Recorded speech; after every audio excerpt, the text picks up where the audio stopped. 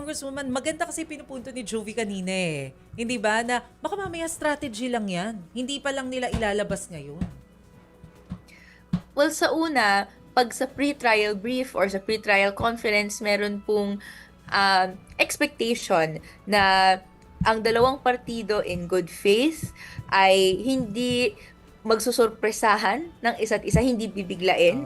Kaya po, ilalatag na po doon yung ebidensya na hawak nila, yung sagot na gusto nilang ipahayag, no? And bigyan ng oportunidad yung kabilang partido na maghanda para po sa kanilang pwedeng itanong or counter doon sa mga sagot na yon.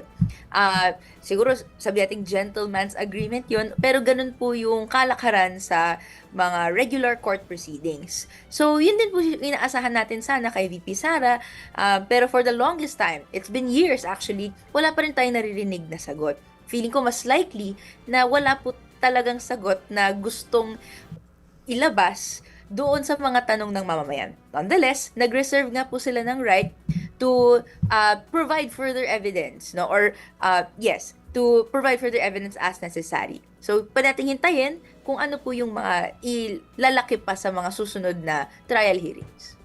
Good evening, Kong. Si Chicky Verhel po ito. Kanina po, no, Kong, sabi ninyo na yung depensa po ay minimirror lang nila yung presenta ng prosecution. Yes, gets namin yung thought po, pero baka you can give us a simple example po, simple specific example para mas maintindihan pa po namin. Siguro ang isang pinaka-example na pwede kong i-point out doon po sa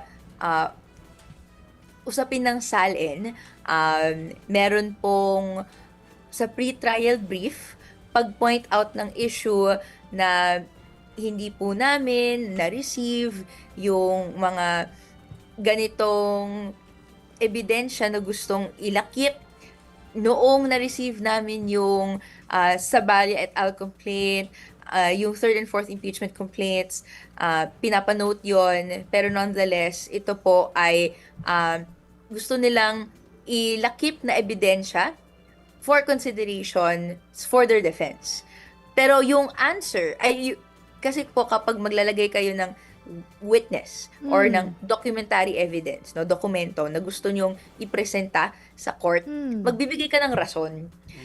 Yung rason, ito po, maglalatag ka ng ano yung gusto mong i-prove. Pero yung nakalagay po sa pre-trial brief ni VP Sara, lahat po sila ay pare-pareho to rebut the allegations in the articles of impeachment, no, or to disprove yung mga articles na yon. So sa atin, hindi po talaga nagpapakita ng kahit anong counter doon sa mga nakalagay sa articles of impeachment. So, hindi nila sinasabi kung ano actually yung laman ng SALN, ito ba ay tama o hindi. Doon sa aligasyon na kulang yung nakalagay sa SALN. No, kunwari, yung recent na gustong ibukas na yung may mga firearms na under VP Sara's name sa license pero hindi declared. So, under declaration yon, wala silang sinabi about that, etc. So, sa atin, yun po yung kulang na hanggang ngayon, nahanap pa rin natin.